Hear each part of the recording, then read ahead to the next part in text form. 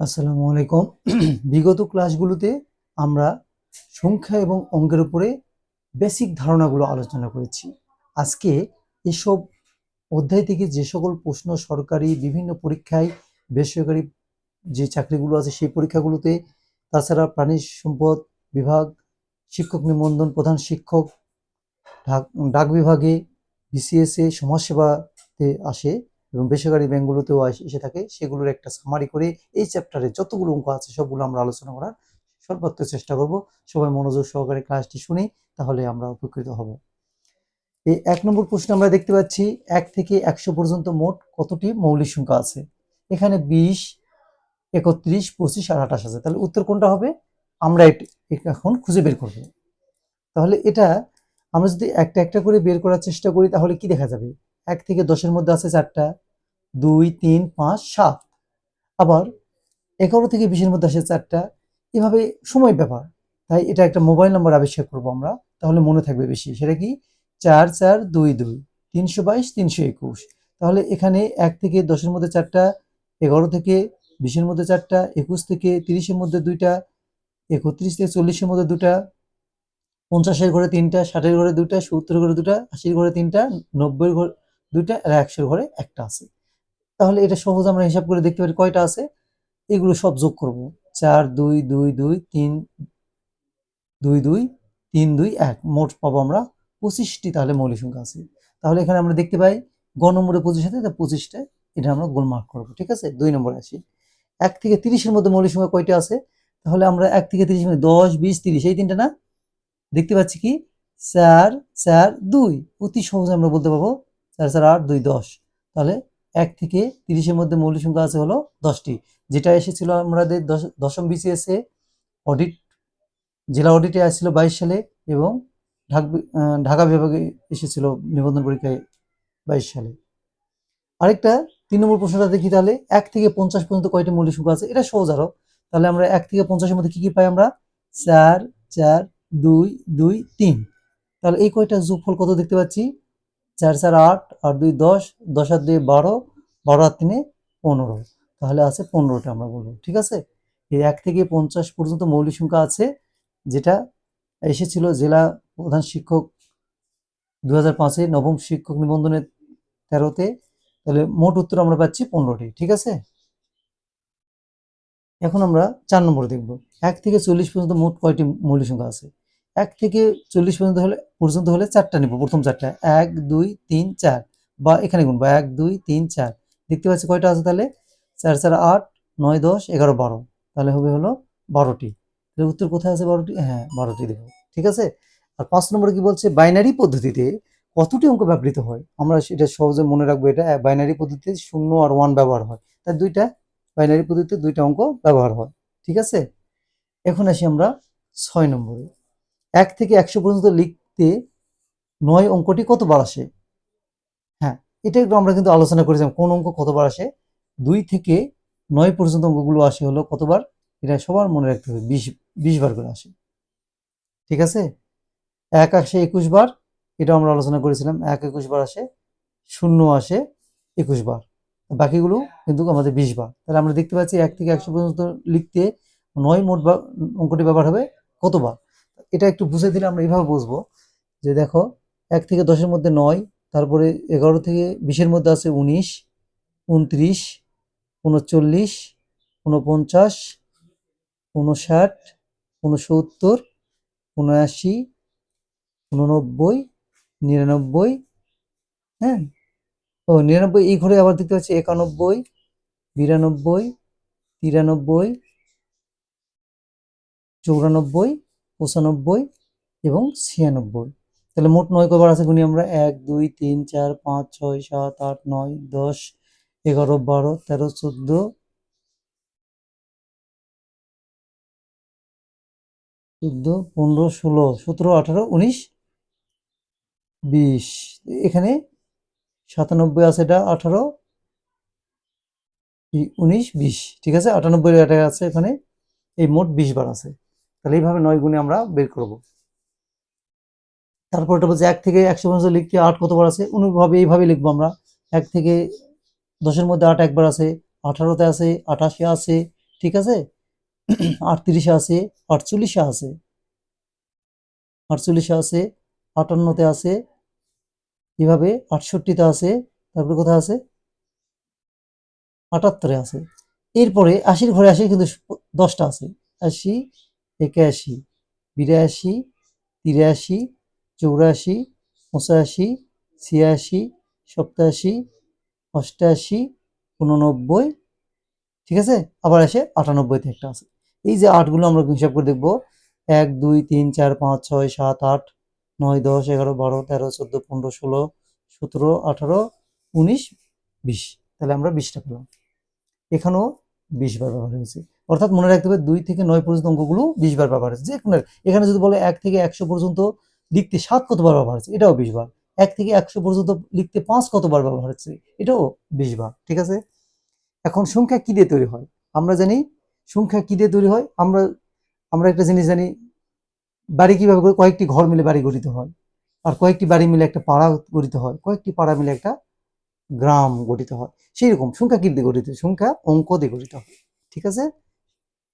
এখানে যেমন বর্ণ, সংকেত, প্রতীক, অঙ্ক দিয়েছে, আমরা কি দিব, অঙ্ক দেব। এটা উপজেলা শিক্ষা অফিসারে আসছিল 2010-এ। এক অঙ্কের বৃহত্তম সংখ্যা কত, এটা আমরা সবাই জানি 9, এটা সহজ কোশ্চেন। 5 অঙ্কের বৃহত্তম এবং ক্ষুদ্রতম সংখ্যার সমষ্টি কত, এটা একটু আমরা দেখবো। 5 অঙ্কের বৃহত্তম এবং ক্ষুদ্রতম সংখ্যা সমষ্টি কত। তাহলে 5 অঙ্কের বৃহত্তম সংখ্যা আমরা কত জানি, আমরা সবাইকে এটা জানি, আমরা 5 অঙ্কের বৃহত্তম সংখ্যা হলো 5টা 9, 1 2 3 4 5, 5টা 9 লিখবো। আর কি বলছে, ক্ষুদ্রতম সংখ্যার সমষ্টি 5 অঙ্কেরই, 1 লিখে 4টা শূন্য। ঠিক আছে, তাহলে একটু সহজ, যোগ করে দিলাম 10, তার 10 4টা শূন্য কোথায় আছে, কয়তে আছে, উত্তর কারেক্ট। এখন আমরা 10 নম্বর প্রশ্ন দেখতেছি। 4 অঙ্কের বৃহত্তম সংখ্যা হতে 3 অঙ্কের ক্ষুদ্রতম সংখ্যা বিয়োগ করলে কত হবে, এটা একটু করতে হবে আমাদেরকে। 4 অঙ্কের বৃহত্তম সংখ্যা কি, 4টা 9 থেকে 3 অঙ্কের কি বিয়োগ করতে বলছে, 3 অঙ্কের ক্ষুদ্রতম সংখ্যা বিয়োগ করলে, তাহলে 1 লিখে 2টা শূন্য বিয়োগ করব, 9 9, এখানে 8, এখানে 9, তাহলে 98 99 কোথায় আছে দেখতে পাই, খ নম্বর আছে, খ নম্বর উত্তর ভরাট করে দেবো। ঠিক আছে। 11 নম্বর দেখতে পাচ্ছি 5 অঙ্কের ক্ষুদ্রতম সংখ্যা ও 4 অঙ্কের বৃহত্তম সংখ্যার অন্তর্গত।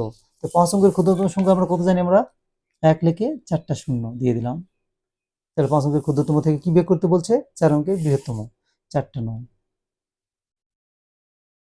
বিয়োগ করে কত পাই, 1, এখানে আসে 10 মিলে গেল শূন্য, আবার এখানে 10, উপরেও 10 মিলে গেল শূন্য, হাতে রেখা আসলে 10 মিলে গেল শূন্য, তার মানে আমরা এখানে কি পাইতেছি, 1। পার্থক্যটা কোথায় আছে, 1 দেখি, এই যে ঘ নম্বরে, উত্তর ঘ কারেক্ট। এটা বাংলাদেশ রেলওয়েতে আসছিল 23 সালে, বিসিএস এ 29 সালে, আরো দু একটা পরীক্ষা এসেছে, আমরা সব লিখি নাই, দু একটা ইন্ডিকেট করছি, শুধু ইম্পর্টেন্স বোঝানোর কারণে আমরা এখানে সালকে ব্যবহার করেছি। ঠিক আছে। এখন 5 নম্বর কি বলছে, 12 নম্বর বলছে 5 অঙ্কের, এটা একটু সুন্দর করে দেখতে হবে, আমরা একটু দেখি যে বলছে এখানে, হ্যাঁ, 5 অঙ্কের বৃহত্তম ও ক্ষুদ্রতম সংখ্যার পার্থক্য কত, ঠিক আছে না। 5 অঙ্কের বৃহত্তম সংখ্যা কি,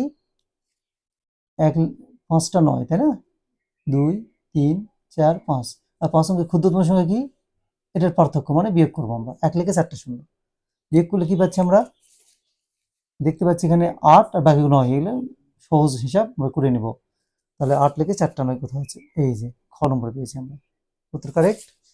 এখন আমরা দ্বিতীয় পেজে একটু কয়েকটা প্রশ্ন আছে, এগুলো দেখবো মনোযোগ সহকারে। এখানেও তাই পার্থক্য আছে কি, 3 অঙ্কের বলছে আমাদের যে 3 অঙ্কের বৃহত্তম ও ক্ষুদ্রতম সংখ্যা পার্থক্য। তাহলে 3 অঙ্কের বৃহত্তম সংখ্যা কি, 3টা 9 থেকে 3 অঙ্কের ক্ষুদ্রতম সংখ্যা হচ্ছে 1 লিখে 2টা শূন্য, পার্থক্য কত, 9 9 8, 899, এই যে গ নম্বরে পেয়েছি, উত্তর হয়ে গেল। এটা শিক্ষকের মতন 2016-তে এসে বাংলাদেশ রেলওয়েতে আসছিল 16 সালে। 14 নম্বর বলছে 555 এর সর্বডানের অঙ্কের স্থানীয় মান।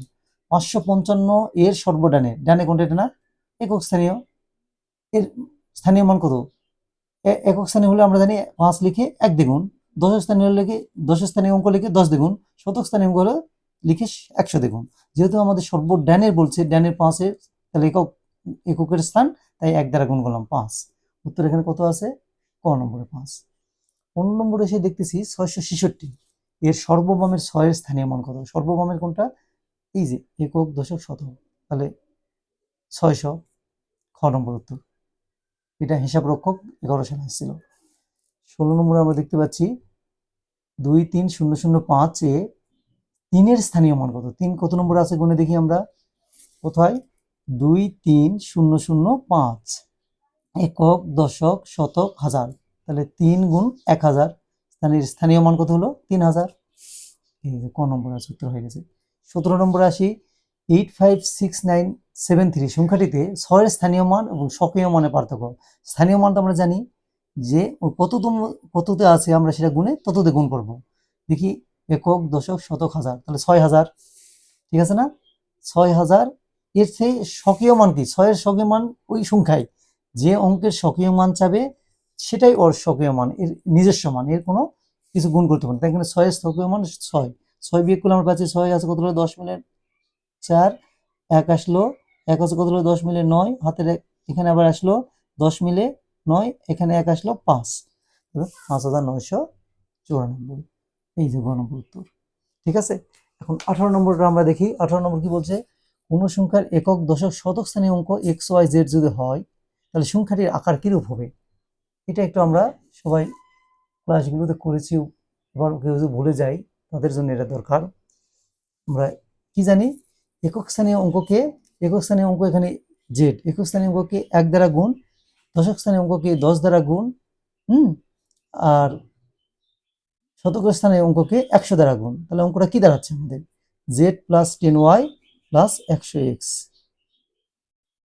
ও, এখানে একক স্থানীয় অঙ্ক তো এটা না, একক স্থানীয় অঙ্ক বলছিল এক্স কে, আমরা একটু ক্যালকুলেশনে ভুল করলাম। দেখি, তাহলে এক্স গুণ 1 একক স্থানীয় অঙ্ক, ওয়াই হলো দশক স্থানীয়, তাহলে 10 গুণন ওয়াই গুণন 10 এবং জেড গুণন 100। তাহলে কি দাঁড়ালো আমাদের? X plus 10y plus 100z। এটা কোথায় আছে সেটাই উত্তর হবে আমাদের। এই যে 100z plus 10y plus x, এটা সাজায় লিখছে। ঠিক আছে, খ নম্বর অ্যান্সার। আমরা এখন 19 নম্বরে দেখব কি লিখছে। 0, 1, 2 এবং 3 দ্বারা গঠিত 4 অঙ্কের বৃহত্তম এবং ক্ষুদ্রতম সংখ্যার বিয়োগফল। আমরা জানি 0 দিয়ে কোনো বৃহত্তম সংখ্যা গঠন করতে বললে বড় বড় অঙ্কগুলো আগে লিখে ক্রমান্বয়ে ছোটোর দিকে যাবো, 0টা সবশেষে দেবো, তাহলে বৃহত্তম হবে। আর ক্ষুদ্রতম সময় কি হবে? এটা ক্ষুদ্রতম সময় একটা যার মান আছে সবচেয়ে ছোট অঙ্কটা আগে লিখে তারপরে 0 দিয়ে তারপরে ছোট থেকে বড়। ঠিক আছে, তাহলে আমরা লিখি এখানে বৃহত্তম অঙ্কটা কত হবে আমরা দেখতে পাচ্ছি এইখানে। হ্যাঁ, আমরা এখন এখানে লিখব বৃহত্তম অঙ্কটা আমরা লিখতে চাচ্ছি কত? 3, 2, 1, 0। এটা হলো 4 অঙ্কের বৃহত্তম সংখ্যা। এটা ক্ষুদ্রতম করতে গেলে কি হবে? এটা উল্টা দিকে লিখবো, কিন্তু 0টা লিখবো একটার পরে। তাহলে এখানে কি লিখবো? একটা আগে দিলাম 0 দিয়ে 2, 3। ঠিক আছে, সাজিয়ে লিখলাম, এর ক্ষুদ্রতম হলো। এখন এদের কি চাইছে? আমাদের বিয়োগফল চাইছে। বিয়োগ করি, বিয়োগ করলে 3 আছে কত হলো? 10 মিলে 7, হাতের 1 হলো 3, 3 আছে 11 মিলে 8, হাতের 1 আসলো, বিয়োগ করলে 1, 2, 2187 কোথায় আছে? খ নম্বরে, উত্তর কারেক্ট। এখন 20 নম্বর অনুরূপ একটা অঙ্ক। 0, 1, 2, 5 দ্বারা 4 অঙ্কের বৃহত্তম সংখ্যা। বৃহত্তম সংখ্যা বড় দিয়ে শুরু করবো আমরা। 5, 2, 1, 0। ঠিক আছে, ক্ষুদ্রতম সংখ্যা কি হবে তাহলে? সবচেয়ে ছোট এখানে আমরা দেখতে পাচ্ছি 0টাকে অগ্রাহ্য করে 1 নেব, তারপরে 0 বসবে, তারপরে সিরিয়াল আবার ছোট থেকে 2, 5। তাহলে এটা বিয়োগ করতে বলছে আমাদের। ঠিক আছে, বিয়োগ করলে কত হবে? 5 আছে কত হলো? 10 মিলে 5, হাতের 1 হলো 3, 3 আছে কত হলো? 11 মিলে 8, হাতের 1 আসলো, 1 আছে কত হলো? 2 মিলে 1, 4, 41, 85। ক নম্বরে আছে, উত্তর কারেক্ট। ঠিক আছে, এভাবে 20 নম্বর আমরা দেখি কি বলছে। 2, 3 এবং 4 দ্বারা 3 অঙ্কের কতটি বেজোড় সংখ্যা গঠন করা যায়? এটা তো সহজ। তাহলে 2, 3 এবং 4, এই তিনটাতে বেজোড় সংখ্যা গঠন করবো আমরা। বেজোড় সংখ্যা গঠন করতে আমরা দেখতে পাচ্ছি 3টাকে শেষে রাখতে হবে, তাই না? 3টাকে শেষে রেখে বাকি দুটো অঙ্কের মধ্যে, তাহলে 3 শেষে রেখে আমরা প্রথমে একটা কাজ করতে পারি 2 সেভ, পরের বেলা কি করতে পারি? 4, 2, 3 তো শেষে রাখতে হবে, আর তো সাজানো যাবে না, এই দুটা। ঠিক আছে, এই যে দেখো এখানে উত্তর হচ্ছে 2। আবার 1, 2, 3 দ্বারা গঠিত 3 অঙ্কের যতটি সংখ্যা লেখা যায় তাদের সমষ্টি কত হবে? ঠিক আছে, এটা কিন্তু এসেছিল জেলা প্রধান শিক্ষা অফিসারে। তাহলে এটা আমরা লিখবো 1, 2, 3 দ্বারা কতগুলো অঙ্ক গঠন করা যায়। এটা আসলে আমরা পারমুটেশনের সিস্টেমে করা যায়। 3টির মধ্যে 3টি নিয়ে যদি আমরা করতে পারি 3p3, এটা একটা অঙ্ক ছিল আমাদের ইন্টারমিডিয়েটে। 3p3 পারমুটেশন কি ছিল? ফ্যাক্টোরিয়াল 3। ফ্যাক্টোরিয়াল 3 মানে কি 3 2 1 সিরিয়াল 3টা গুণ, তা 3 দুগুণে 6, তার মানে 6টি আমরা সংখ্যা গঠন করব। 6টি সংখ্যা কি কি আমরা একটু লিখি। আমরা এখানে 123 যোগ 132 যোগ আমরা 213 231 321 312, এই কটা যোগ করলে আমরা পাবো যেটা, সেটা হচ্ছে 1332 ঘ নম্বর। তো সংক্ষিপ্ত আকারে আমরা ক্লাসটা আজকে নেওয়ার চেষ্টা করলাম। ইনশাল্লাহ সবাই উপকৃত হবো। পরবর্তী ক্লাস দেখার জন্য সবাইকে আমন্ত্রণ জানিয়ে আজকে এখানে শেষ করছি। আসসালামু আলাইকুম।